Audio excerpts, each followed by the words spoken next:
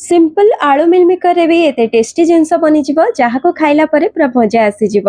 जेतेबेले आपनको बेसी किछि हेवी खाया पे इच्छा नथबो कम तेल मसला रे गरम को बेसी डेरी किचन रे न पसिकिरी संगे संगे बनि जाउथबो सेमति किछि बनाया पे इच्छा होतबो ताहाले आपण ए आलू मिल मेकर रो पल्लव बनि नियंतु बहुत सहज होई जिवो। आ एको आपण मात्र 10 मिनिट रे प्रेशर कुकर रे आराम रे बनै परिबे। आ एको बनै कि आपण लंच बॉक्स रे छुआ मानकर हस्बैंड कर देई परिबे। बहुत सहज रे बनि जा बहुत खाया को टेस्ट लगे आ या सहित लगे खाया पे बेसी किछि भी दरकार नहीं सिंपल दहीटे हेले हेइ जिवो। आपण देखो खाली खाइ देबे एते टेस्टी लागिवो। तबे चलंतु देरी न करी देखि नबा। प्रथमे एठी नै जाइछि मिल मेकर बा सोयाबीन बढी। एठी मु छोटो वाला सोयाबीन बढी नैछि आपण बड़ वाला मध्ये नै परिबे। एबे इथरे अल्प टिके लूण दे दबा आ फुटुथुबा गरम पानी इथरे देकिना एको भिजा पे छाड़ दबा 15 रु 20 मिनिट पर्यंत। ए कामटी को आपण आगुआ कर नेथिबे जादरा कि सहज हे जिवो। भिजी गलानी देखंतु एठी मिल मेकर गुडाक एबे को भल्ल कि चिपुडी कि यार पानी गुडाक सब काढी नबा। मिल मेकर एबे हे जाइछि रेडी। आज रो ए पोलोटी को आमे प्रेशर कुकर तैयारी करबा। तो मु एठी गैस ऊपर प्रेशर कुकर बसै नेछि। एबे इथरे 2 चम्मच रिफाइन तेल दे देछि। तापरे इथरे मिल मेकर देकी एको टिके हल्का गोल्डन कलर आसा पर्यंत भाजी नबा। देखंतु एई भଳି भाजी नेले बहुत टेस्टी लागि थाए।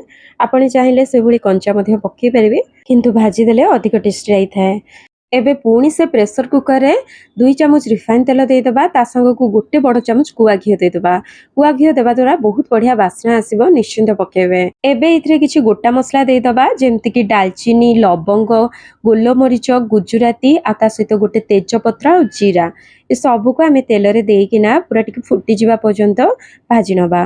तापरे इथरे 2टी मीडियम साइज रो स्लाइस करी रखिथिबा पियाज को दे दबा। आ एको बिरयानी पई आमे जेमति भाजंती ना पूरा गोल्डन ब्राउन कलर सेमती पर्यंत आमे एको भाजीबा।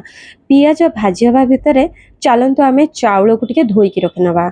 एठी मु नै जाइछि बिरयानी चाउल एठी गोटे गिनारे गिनाटे नैछि गिनार ग्लास चौथरा मापी के आपण नै परिबे। ग्राम हिसाब रे जदी कहिबी एठी मु 300 ग्राम रो चाउल नैछि। बिरयानी चाउल रे बनेले बहुत बढ़िया हुए। आपण नॉर्मल चाउल अरुआ चाउल रे मध्ये बनै परिबे।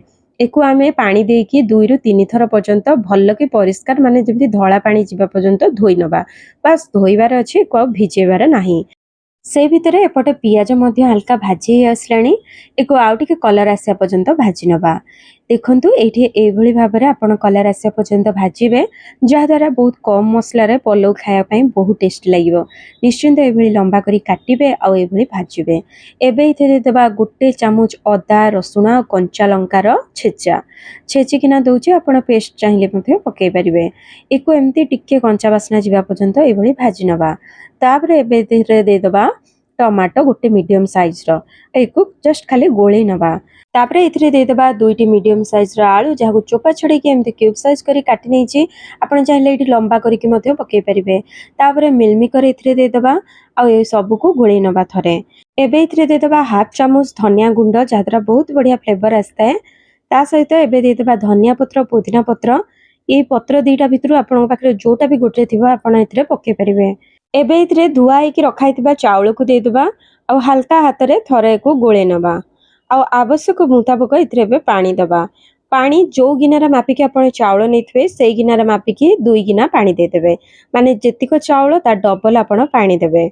आ एबे इथरे दे दबा लूण स्वाद अनुसार कारण आमे कोउथरे भी लूण पके नांती आगुरु। एबे पानी देला पर आपण लूण पके नेबे आ टेस्ट करके देखि नेबे ठीक हेछि ना नाही। से हिसाब रे आमे पछरे पकेले लूण सब टेस्ट ता जणा पड़िबो ठीक हे जिवो लूणटा।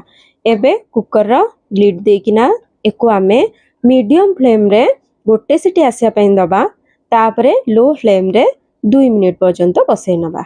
कुकर सिटी दे साला परे पूरा नेचुरली गैस बाहरी गला परे जाई के आमे लिड टा को खुलिबा। देखंतु एठी एबे हेइ गलाणी आ पूरा गैस रिलीज हे जेछि। देखंतु केते सुंदर भाबरे हमर पल्लव बनिकी रेडी हे जेछि। एबे ऊपरु एबे दे दबा हाफ चम्मच गरम मसला गुंड लास्ट को ही पकेबे आगुरु पकेले ते भलो वासना आसीबनी। लास्ट को पकेले फ्लेवर टा बढ़िया आसीबो। तापरे गोटे चम्मच गुआ घियो दे दबा आ ऊपर धनिया पत्र किछि दे दबा आ सब को भल भाबे हल्का हाथ रे मिक्स करबा न चाउल भांगी जिवो आ देखंतु किते सुंदर भाबे गोटा गोटा हेकरी हमर पलौ बनिछि एई भली उपाय रे आपण बनांतु बहुत बढ़िया बनिबो। एई पलौटी को मु यखनी स्टाइल रे बनैछि तेणु एथिरे मु हळदी पके नाही आपण चाहिले एथिरे हळदी मध्य पके परिबे किंतु थरे एमिति बनि कि खाइ कि देखंतु बहुत बढ़िया लागिबो। आशा करूछि आपण वीडियो टी पसंद करथिबे तो भल लगे लाइक कर देबे फ्रेंड फैमिली मेंबर को सहित शेयर कर देबे नुआ आस्तिले चैनल को सब्सक्राइब कर देबे बने कि खाइले केमिति लागला मते निहाती कमेंट माध्यम रे जणैबे।